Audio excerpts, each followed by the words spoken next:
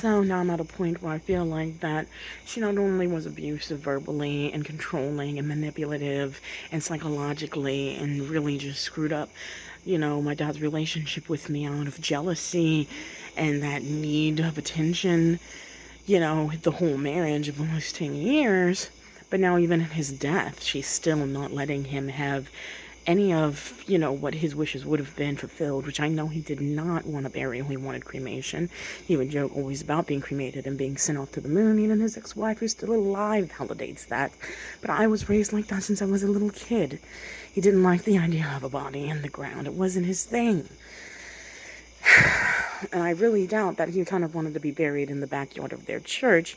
His dad died, and I'm sure if there was a way, he would love to be in that plot or another family plot, and not really there. Maybe even with my mom. I don't know, but I feel like this isn't what he wanted. And I think that's a huge part of what she's lying about and trying to hide, but I can't know. So I have to file an executive order to be executor of his estate for them to have to force her to hand over the will if she doesn't do so herself, which I will give her that time to get the death certificate and do so. But if she doesn't, I'm going to have to go about it legal means, because I'm not going to have her just sell his things and try to get away with it and try just to pay me off and not have these things addressed properly in the legal sense, because he also has another daughter, and that's in the picture. And, if you want to go about it without a will, then things have to be split evenly 3 ways in regards to his assets, if there even is anything, right? So things are going to have to be done properly by the legal system, and it's just now going about affording that, figuring that out, and how that's going to have to go. I mean, it's a mess, and it's sad, and it's disgusting for me to feel like I have to walk to this funeral tomorrow, knowing what she's done, knowing that she's someone who is a vulnerable narcissist, someone who always put herself first before my father, was very selfish, very controlling, and even though there may have been some amount of love there, she could never fully love him like she needed to, because she could never put him above herself. She was number one, and what her needs and desires were always outweighed his, and she got her way through very controlling and manipulative and abusive behaviors. I mean, I was even told that she's even talking about getting money from her mom when she dies and having a huge payout then and being very happy about that. Right after my dad's death. So that shows what type of level of a human being she is. I don't know what money she's going to get. I know that her disability is just a couple hundred, I guess, or something like that. But I know that she's probably not going to be able to afford their house. She's going to have to end up selling it.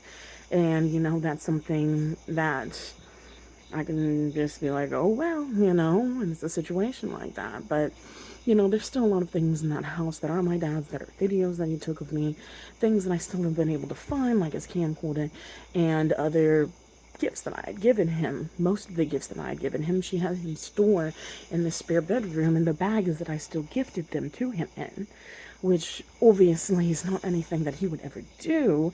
So this just highlights more that she wanted to keep things that I gave out of his life. Any kind of gifts, any kind of mementos, anything like that was correlated to me was just disgusting to her, and she kept away from him, kept in the bags that they were gifted, things that my dad would have loved to use, right? I know my dad, like through and through. We're one and the same person, one and the same in every aspect, because we grew up so close majority of my entire life until this past, decade, roughly, which is completely out of my control. It wouldn't be that way. I would never have it be that way if I had the ability to fight for having these conversations with him and being able to build that relationship and see him without all the lies of saying, oh yeah, we can schedule a visit, oh we gotta cancel it, oh we gotta cancel it. Every time they scheduled something, they had to cancel it. Every time they scheduled, oh we gotta cancel it again. We'll be halfway driving there and they'll say, oh we gotta cancel it, something came up. Completely out of my dad's control, because she would start panicking, she would have anxiety, she would throw her fit, and she would have it canceled. But I would try and try and try. But another thing with where it's being held at that church, I don't know how much they know about her true character, because these are the people that feed her that attention. This is what she's developed as her identity. But she would drag my dad sick in a condition where he shouldn't be, like, going to church a lot of times, just to be able to get that attention. from the people, right? And be like, oh, poor me, nobody will help me, nobody will take care of, these things, and I'm having to do it all on my own when I'm there with my hand raised the entire time, and painting me as this image to others that I am a drug addict, that I'm some bad daughter, and I've never abused drugs, and I'm not a bad person, and I only ever advocated for my dad and wanted to help him and be safe, and that's all it was ever about. But she grew to just take it so much on a personal level that she wanted to attack me for anyone she ever introduced me to. Even the lady across the street, she said that I was a drug addict and that she probably didn't want me in her house. That has never been anything I've ever struggled with. I take prescribed medication. I did. I don't now, but I did. I don't take anything now. I've never drank. I've never, I smoke a cigarette every once in a while when I'm stressed. I'm not even addicted to that. It's just something I do when I'm stressed and want to just get some fresh air once in a blue moon. A pack can last me months. So again, it's something where it's completely outside of who I am. I mean, she's banished demons from me in public. She said that I'm just possessed, and she prays for the demons to come out of me, and just wrote all those horrible text messages like she was my father, saying that I was the worst daughter, and I hurt him so badly, and he can't believe the actions that I did to poor her, and like treated his wife like my dad. When I talk on the phone, he's like, yeah, like, I get it, but, try to keep peace, but I get it. He's not dumb. I mean, he was the one that was being abused, but he still tried to keep peace, and that was all he asked for. And that's what I tried to do at the end, was just to keep peace. And I did that to the best that I could, but I was still being prohibited from being able just to go over anytime I wanted, talk to or text him. It just became impossible. So at the end of the day, I don't even know, like, was it even worth it? Or, but I had no idea about what his life expectancy would be to continue that fight earlier on. Because the lawyers didn't want to with what was given, but it was false. But they didn't know. And nobody knew. But, at the end of the day, my father was the most amazing person. We all have our flaws, and his gentle spirit and his compassion and empathy and passive peacekeeping behaviors made him very vulnerable, and his need for codependency in so many ways, and always having a controlling woman in his life, honestly, to be able to kind of take charge, where he wasn't that take charge a lot of times, ended up becoming toxic very, very quickly. And he would jump into things. I mean, he was manipulated into this marriage. He was manipulated into my mom's marriage. And with the ex-wife, I mean, that was something where I think he was just so codependent. He was just jumping into something immediately, and then he tried to give her gifts that my mom would like because he knew nothing really about her. So he had a lot of his own mental things that he was going through, and I don't judge him for that, because we all do. Well, none of us are perfect, but the true nature of his soul deep down, like, especially, he's made mistakes, but he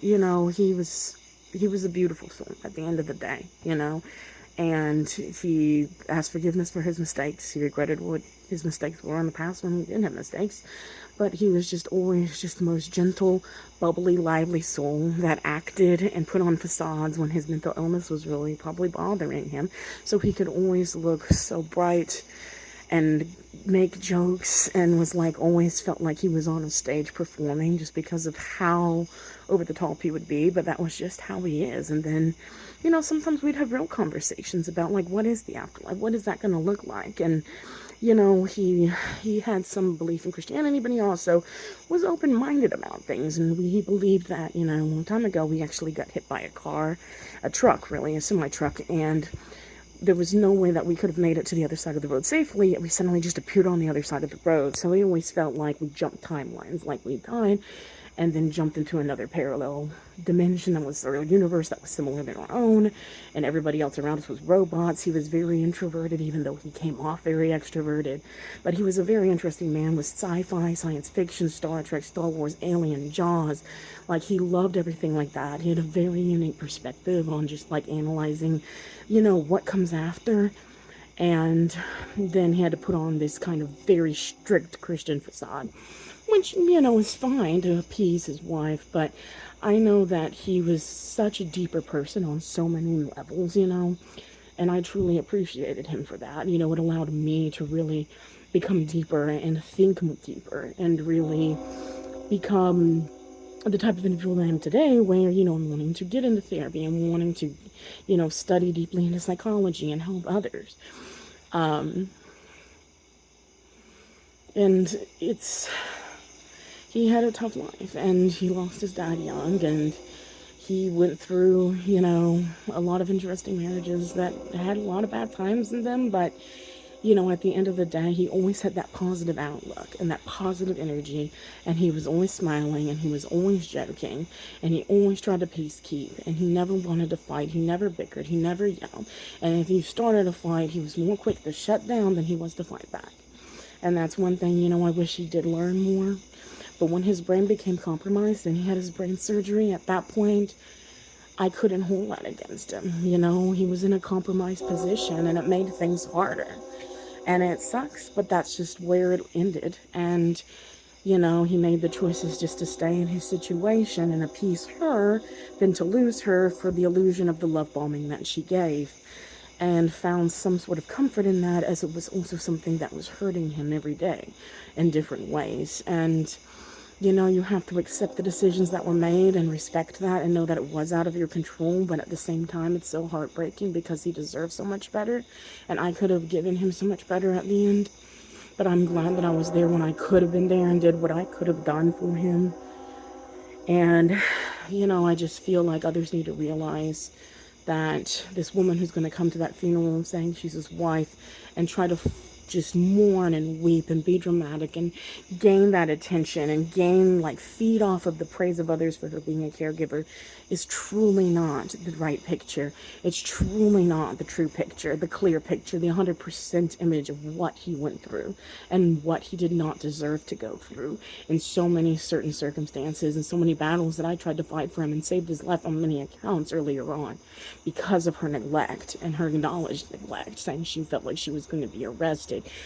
These things are what I don't want to have hidden, and I want people to understand that he deserved better.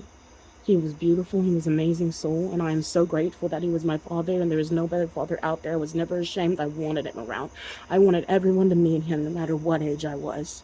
He was my best friend, and I will love him till his end. And I don't know, it's going to be hard going on without him, even though, I've had this distance from him for a while, which was not on my own accord. It's going to be hard going forward without him. But I have so many movies of my life and videos that he recorded, and I'll be able to look on back at those videos and those movies that he created of my life and him together and realize and remember the beautiful soul that he was. And that's what matters most.